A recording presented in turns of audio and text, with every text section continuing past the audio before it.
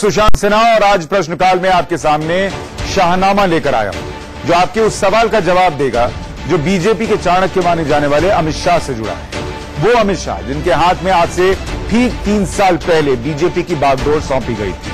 3 साल बाद अमित शाह सांसद बन गए हैं और अब वो बीजेपी की दिल्ली वाली सक्रिय राजनीति में अहम किरदार निभाएंगे। वैसे शाह ये सब पिछले 3 सालों से कर रहे हैं, लेकिन अब वो बतौर राज्यसभा सांसद अपनी भूमिका निभाने जा रहे हैं। अमित शाह आज ही गुजरात से दिल्ली लौट रहे हैं। अब से थोड़ी देर बाद वो दिल्ली पहुंचने वाले हैं। उनके बड़े स्वागत की तैयारी है। हम उसकी एक एक तस्वीर भी आपको दिखाएंगे, लेकिन पहले आपको लिए चलते हैं हमारे सहयोगी संजय शर्मा के पास, जो हमारे साथ जुड़ रहे हैं इस वक्त और अमित शाह की स्वागत की किस तरीके की तैयारियां हैं वो आपको बताएंगे। संजय,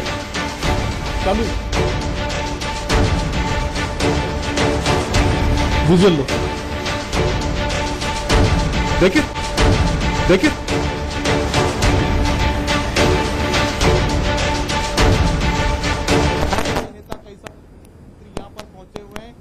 पहले भी दिल्ली आते जाते रहे, लेकिन इस तरह की तैयारी पहले कभी भी देखने को नहीं मिली। एक तरह से बड़ी भारी जीत, क्योंकि पहली बार राज्यसभा में आए अमित शाह, लेकिन एक बड़ा भारी दाग भी उनके चेहरे पर लगा हुआ है अहमद पटेल की जीत का। तो उसको भी कहीं न कहीं धोने के लिहाज से पूरा बीजेपी का पूरा की पूरा कैडर यहाँ पर इकट्ठा हुआ। एयरपोर्ट पर तमाम केंद्रीय मंत्री जयंत सिन्हा, जेपी नड्डा, रविशंकर प्रसाद, कई सारे बड़े मंत्री, कई सारे महासचिव, सारे करीब सारे महासचिव यहाँ पर मौजूद हैं। कैलाश विजयवर्गीय हो, अरुण सिंह हो, मुरलीधर राव हो, सारे बीजेपी के तमाम बड़े नेता यहीं पर बने वीआईपी लाउंज के अंदर बैठे हुए हैं, इंतजार कर रहे हैं अमित शाह के आने का। यहाँ पर जबरदस्त स्वागत की तैयारी की जा रही है अमित शाह के। ठीक है, यहाँ से संजय मैं आपके पास लौटूंगा और जो आप दिखा रहे हैं वो बहुत अहम है कि किस तरीके से तैयारियां हो रही हैं अमित शाह के स्वागत की, और वहां पर जैसे अमित शाह पहुंचेंगे हम आपको वहां लिए भी चलेंगे। लेकिन हम आपको शाहनामा दिखाते हैं कि अमित शाह के बतौर अध्यक्ष 3 साल का जो सफर रहा है और जब वो राज्यसभा सांसद बन रहे हैं, इन 3 सालों में वो पार्टी को नई ऊंचाइयों तक कैसे ले गए हैं, इस पर एक रिपोर्ट देखिए।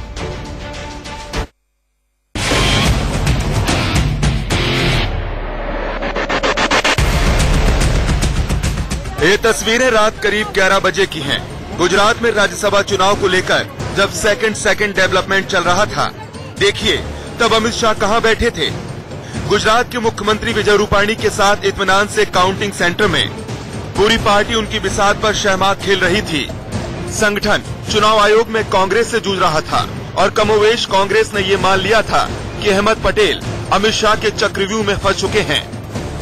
अगर कांग्रेस के 2 विधायकों के वोट रद्द नहीं होते तो परिणाम क्या होता, ये सबको पता है। लेकिन कहते हैं यही अमित शाह की शाह नीति है, जिसका एक ही मूल मंत्र है, जीत। परिणाम की परवाह किए बिना अपना पूरा दम लगा देना, शाम दाम दंड भेद, जो करना पड़े जीत के लिए किया जाए। अमित शाह दिल्ली की राजनीति में पिछले 3 साल से सक्रिय हैं और वो जल्द ही राज्यसभा में सांसद के तौर पर बैठे हुए दिखाई देंगे। लेकिन आज से ठीक 3 साल पहले जब अमित शाह ने बीजेपी की बागडोर संभाली थी, तो किसी ने सोचा भी नहीं होगा कि अमित शाह और मोदी की जोड़ी इस तरह से काम करेगी कि उनका कांग्रेस मुक्त भारत का नारा साकार होता हुआ दिखाई देने लगेगा। और इसके साथ ही यूपी और बिहार सहित तमाम देश भर के क्षत्रपों को अपना अस्तित्व भी संकट में आता हुआ दिखाई देने लगेगा। सवाल ये है कि सिर्फ 3 सालों में ये हुआ कैसे। शाह की रणनीति को एक एक कर समझें, उससे पहले ये तस्वीरें देखिए। अमित शाह अपने कमरे में बैठे हैं, उनके पीछे 2 लोगों की तस्वीरें लगी हैं। पहली तस्वीर चाणक्य की, दूसरी वीर सावरकर की। हिंदुस्तान के इन दोनों विभूतियों को अमित शाह ने अपने सियासी सफर में अपना नायक माना। एक की कूटनीति और दूसरे के राष्ट्रवाद की थ्योरी को अपना हथियार बनाया और ताबड़तोड़ किला फतेह करना शुरू कर दिया। वो सब मुमकिन कर दिखाया जो भारतीय राजनीति में 3 साल पहले नामुमकिन जैसा लगता था। मतलब यूपी में 2 दशक से पावर से दूर बीजेपी को दोबारा सत्ता दिलवा दी। अखिलेश, मायावती जैसे बड़े छत्रपों को पार घाट लगा दिया। बिहार में लालू नीतीश की महागाठ खुलवा दी। त्रिपुरा जैसे धुरवामपंथी राज्य में बीजेपी की नींव डाल दी। पूर्वोत्तर में जहां खाता खोलना कभी बीजेपी का सपना होता था, वहां 3 राज्यों में सरकार बना ली। शिवसेना जैसे उग्र सहयोगी को काबू में रखा। विपक्ष को जागने, सोचने का मौका मिले, उससे पहले रातों रात गोवा मणिपुर में सरकार बना डाली। और इन सबसे बड़ी बात की पार्टी के विशालकाय होते जा रहे बहुमत को काबू में रखा। शाह की कार्यशैली को करीब से देखने वाले लोग कहते हैं कि उन्होंने चाणक्य के बारे में तो सिर्फ पढ़ा है, लेकिन शाह नीति के तौर पर चाणक्य को कहीं न कहीं महसूस किया।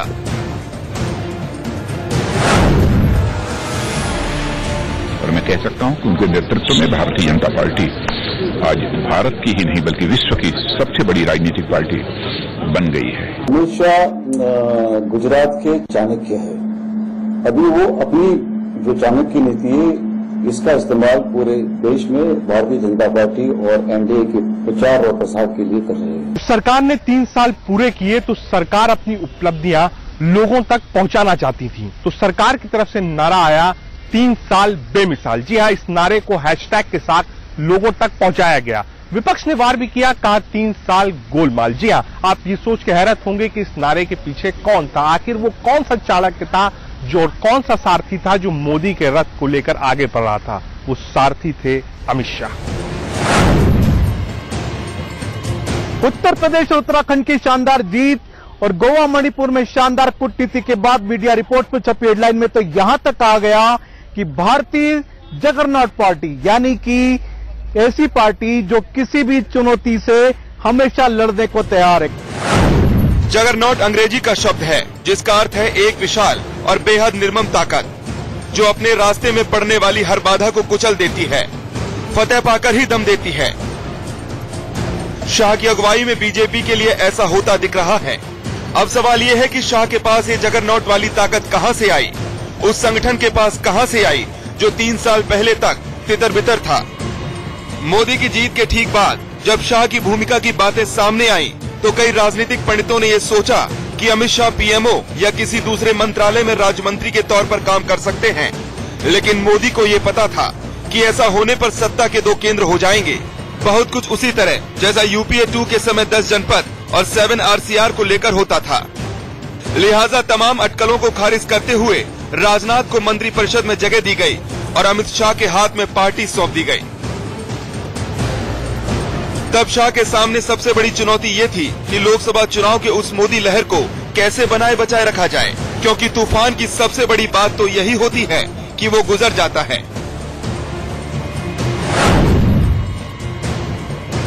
विजयश्री के बाद देशवासियों को मेरे भाव व्यक्त करने का आपने अवसर दिया, मैं आपका बहुत बहुत आभारी हूं। फिर एक बार अमित शाह उनकी टीम को हृदय से बहुत बहुत अभिनंदन। ये तस्वीरें अगस्त 2014 की थी जब अमित भाई शाह ने बीजेपी की कमान संभाली। तब सामने चुनौतियां कई थीं, जिसमें से कुछ बहुत बड़ी और कुछ नामुमकिन जैसी भी थीं, जैसे जम्मू कश्मीर में सरकार बनाना, पीडीपी को एनडीए फोल्ड में लाना, बीजेपी को दुनिया की सबसे बड़ी पार्टी और संगठन के तौर पर खड़ा करने का लक्ष्य हासिल करना और सत्ता मिल जाने के बाद भी बार बार उस जीत को दोहराना जो मोदी लहर में मिली थी। लेकिन शाह ने पूरी पार्टी और संगठन को ऐसे खड़ा किया कि हर नामुमकिन मुमकिन होता दिखने लगा। सवाल ये उठता है कि आखिरकार अमित शाह ने ऐसा क्या किया जो इसके पहले भारत की राजनीति में कम देखा गया। साथ ही सवाल ये भी उठता है कि अमित शाह ने आखिर ऐसा क्यों किया।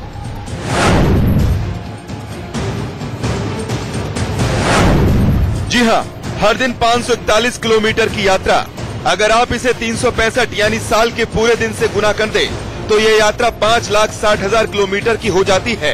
और अगर आपको धरती का पूरा चक्कर लगाना है तो एक चक्कर के लिए आपको 40,232 किलोमीटर की यात्रा करनी होती है। ऐसे में अगर आप 40,232 किलोमीटर को 5,60,000 से भाग दें तो जो शेष निकलता है उसका नंबर है करीब 14। इसके मुताबिक पिछले 3 सालों में अमित शाह ने हिंदुस्तान में हर एक साल उतनी ही यात्रा की जितने में धरती का चक्कर 14 बार लगाया जा सकता है। यानी अपने अब तक के कार्यकाल 3 साल में अमित शाह की भारत यात्रा 42 बार धरती के चक्कर लगाने जितनी है। पार्टी अध्यक्ष के तौर पर आजादी के बाद पहली बार ऐसा किसी ने किया होगा जैसा बतौर भाजपा अध्यक्ष अमित शाह ने किया। न सिर्फ रोजाना 541 किलोमीटर की यात्रा की, बल्कि देश के 680 जिलों में से 315 में व्यक्तिगत तौर पर पहुंचे। 300 रातें उन्होंने दिल्ली से बाहर गुजारी हैं।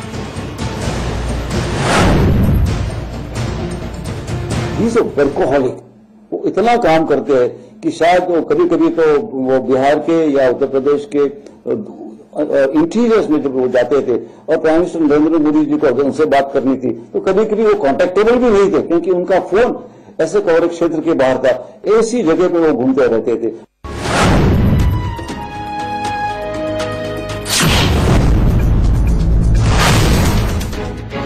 अमित शाह ने सिर्फ इतना ही नहीं किया, उन्होंने बंद कमरों में बैठकों की परंपरा खत्म कर दी।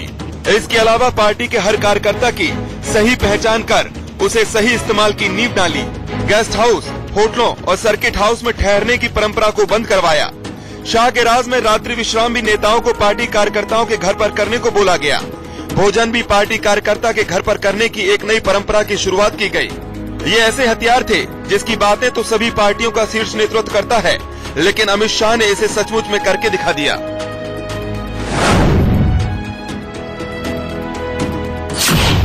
उनके प्रयास का ही ये परिणाम है कि कश्मीर से लेकर कन्याकुमारी तक और कच्छ से लेकर कामाख्या तक केसरिया ही केसरिया है। आज उन्हीं का ये जो उनको अलग बनाता है, 11 सदस्यों वाली पार्टी 11 करोड़ सदस्यों वाली पार्टी हो गई है। ये क्रेडिट अमित भाई को जाता है। 2017 में यूपी विधानसभा में जो कमल खिला उसमें मुख्य रणनीतिकार अमित शाह थे। जी हां, जब माया और अखिलेश सोच ही रहे थे कि चुनावी मैदान में कूदे, उस समय अमित शाह इस रेस में आगे निकल गए। तो वो बिल्कुल नया चेहरा लेकर आए। जी हां, फूलपुर से सांसद केशव प्रसाद मौर्य को आगे किया और ये इतनी बड़ी रणनीति थी जिससे पिछड़ों का भी वोट भाजपा को पहली बार उत्तर प्रदेश में मिला। तो ये कहना गलत नहीं होगा कि शुरुआत भी पहले की, नाम भी पहले आगे किया और उस चेहरे को आगे किया अमित शाह ने, जिसके कारण वो जीत के हीरो बने। अप्रैल 2016 में केशव प्रसाद मौर्य जो बीएचपी के हार्डलाइनर थे, उन्हें शाह ने यूपी जैसे राज्य में बीजेपी की कमान थमा दी, जहां पार्टी का पूरा संगठन आपस में ही भिड़ा पड़ा था। कुर्सी पर बैठने को लेकर भी गुटबाजी होती थी। ऐसे समय में कैलाशपति मिश्र, विनय कटियार, लक्ष्मीकांत वाजपेयी जैसे चेहरों को छोड़ मौर्य को सामने लाने पर तब कई रणनीतिकारों ने इसे सही नहीं माना, लेकिन शाह की नजर जातीय गोलबंदी पर वोट करने वाले यूपी में गैर यादव ओबीसी वोट पर थी। मौर्य को आगे करते ही लोधी कुर्मी जैसे वो वोटर बीजेपी से फिर से जुड़ने लगे, जो कभी कल्याण सिंह की सोशल इंजीनियरिंग में भगवा झंडे के नीचे होते थे, जो बीजेपी के कमजोर पड़ते मायावती और अखिलेश के साथ हो गए थे। इतना ही नहीं, खेमेबंदी और गुटबंदी से पस्त यूपी बीजेपी में चुनाव की तैयारी की पूरी कमान शाह ने अपने हाथ में ले ली। उन्होंने यूपी की 13 छोटी बड़ी पार्टियों, ओबीसी संगठनों को एक मंच पर लाया और एनडीए का एक ऐसा रूप सामने रखा जो विरोधियों के लिए भी नया और अबूझ था, जिसमें इलाकेवार जातियों की गोलबंदी के साथ मुद्दों पर गोलबंदी का भी ख्याल रखा गया। विरोधी इस नए गठबंधन को समझने में आखिर तक नाकाम रहे कि इसका कितना असर चुनाव में होगा।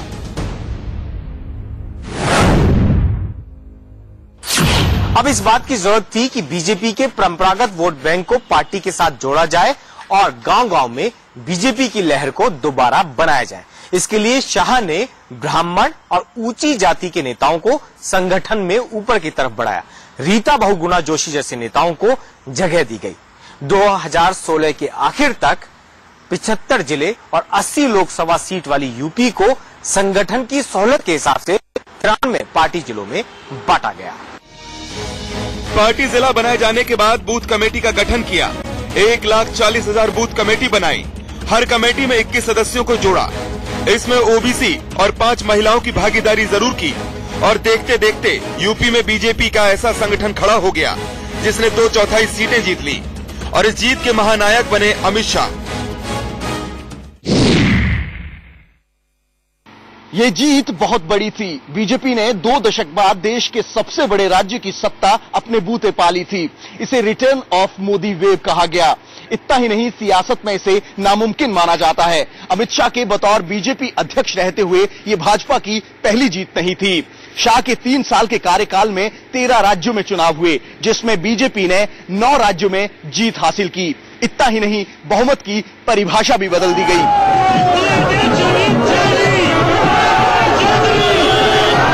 यूपी उत्तराखंड में पार्टी 3/4 बहुमत हासिल करने में कामयाब रही। परंपरागत वोटर की थ्योरी टूट गई। और अब हालत ये है कि अटल आडवाणी के दौर में 2 सीटों से आगे बढ़कर 200 के आंकड़े को छूने की चाहत रखने वाली बीजेपी के अब मोदी शाह के नेतृत्व पूरे देश में 1300 विधायक हैं और 325 सांसद। नॉर्थ ईस्ट से लेके दक्षिण तक, उत्तर से लेके पूर्व तक, पश्चिम तक सब जगह पार्टी बड़ी मात्रा में फैल गई है। बहुत सारे राज्यों में आज भाजपा की या भाजपा के सहयोगी दलों की सरकारें आई है। भाजपा जिस राज्यों में सरकार में नहीं है, ऐसे राज्यों में एक बड़ी ताकत बनकर उभर आया है। और ये सब हमारे नरेंद्र मोदी जी प्रधानमंत्री बनने के बाद और अमित शाह जी पार्टी के अध्यक्ष बनने के बाद तो बड़ी उपलब्धियां हम लोगों ने पाई है। आज की तारीख में बीजेपी में कोई चर्चा का मतलब तब तक नहीं है जब तक उसमें अमित शाह की बात न हो।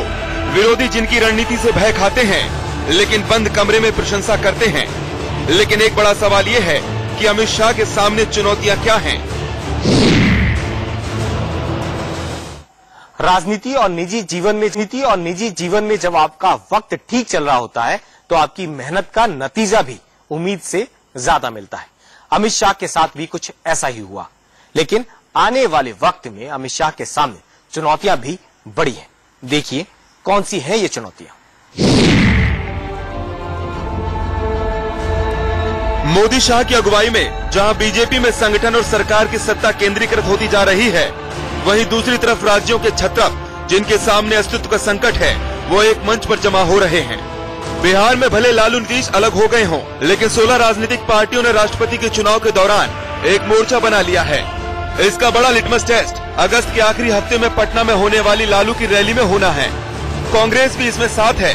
अगर 2019 में ये मोर्चा और मजबूत होता है तो शाह के लिए इसे भेदना उतना आसान नहीं, क्योंकि 2014 में खुद इन पार्टियों को ही नहीं पता था कि मोदी अंडरकरंट कितना है और किस तरह का है। लेकिन अब उन्हें कम से कम अपने हालात का तो अंदाजा है। आज भले ही बीजेपी अपने सहयोगियों के साथ देश के 17 राज्यों पर शासन कर रहे हैं, लेफ्ट के एक किले हिला रहे हैं, कांग्रेस मुक्त भारत की ओर बढ़ रहे हैं, लेकिन 2019 से पहले शाह के कौशल की असल परीक्षा तब होगी जब बीजेपी शासित राज्यों मसलन गुजरात, राजस्थान, मध्य प्रदेश, छत्तीसगढ़ में चुनाव होंगे। कर्नाटक में तिकोना मुकाबला होगा। तब शाह का कौशल किस तरह से किले फतेह करेगा, ये देखने वाली बात दिलचस्प रहेगी।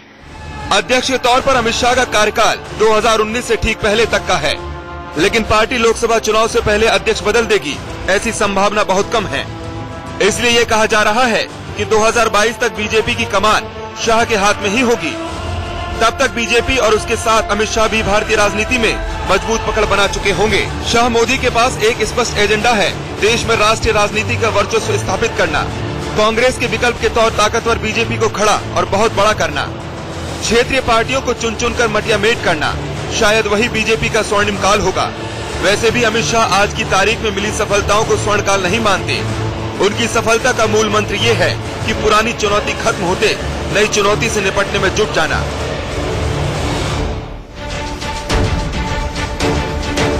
तो ये शाह का रुतबा रहा है और पार्टी भी लगातार आगे बढ़ रही है। और हम आगे बढ़े उससे पहले एक भूल सुधार कर दें।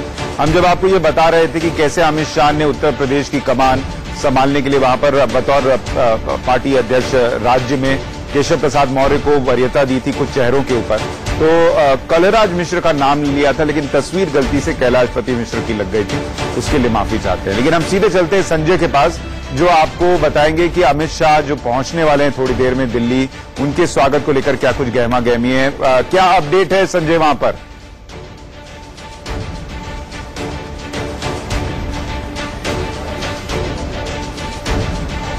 देखिए सुशांत, कई सारे बड़े नेता, केंद्रीय मंत्री पहले यहां पर पहुंच चुके हैं और अब कार्यकर्ता यहां पर पहुंच चुके हैं, ढोल धमाकों के साथ में यहां पर पहुंचे हैं। आप लोग यहां पर क्यों आए?